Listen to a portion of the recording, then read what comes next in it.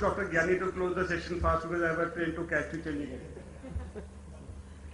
Okay, I would have loved to share many things, but for paucity of time, I would dwell on a topic on public-private partnership, something which is very, very close to my heart.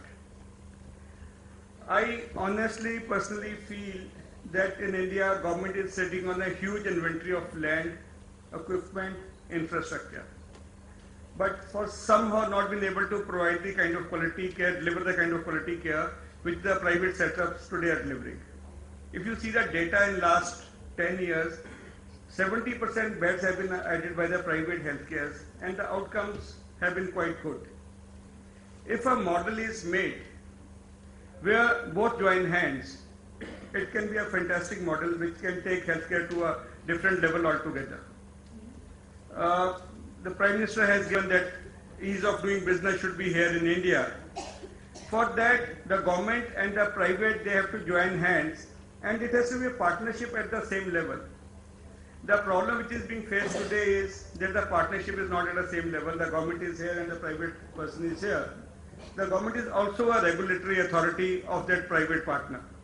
Whenever they want, they can sort of twist the arm if they want to get something done. It has to be a partnership in equality, which can take, as I've already said, it to a different level. This is one point I wanted to dwell on.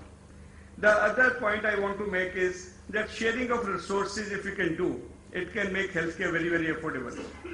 I used to work for Fortis Healthcare, and Fortis Healthcare had made an E-model on ICU, where ICU of a hospital, say in Raipur or Raigad, was monitored sitting here in a Scots daily, which means since they were not getting the kind of manpower which is required to run a proper ICU, but everything was monitored from here. So a person in Raipur, if he requires intensive care, they need not travel to a bigger city, which means spending money on boarding, lodging, and also spending lesser over there. If this sharing of resources can be done, the healthcare can become quite affordable, for which the health and spoke model should not be within the same organization. It can be, I think we need to trust each other. A big brother, a big healthcare provider with a smaller center can make a health and hub and spoke model where this kind of e-ICUs can be provided. The third point, Dr. Gyani, which I would like to touch upon is that if we can share the outcomes, there are some centers which are doing fantastically well. I've been to Tata Hospital in Mumbai.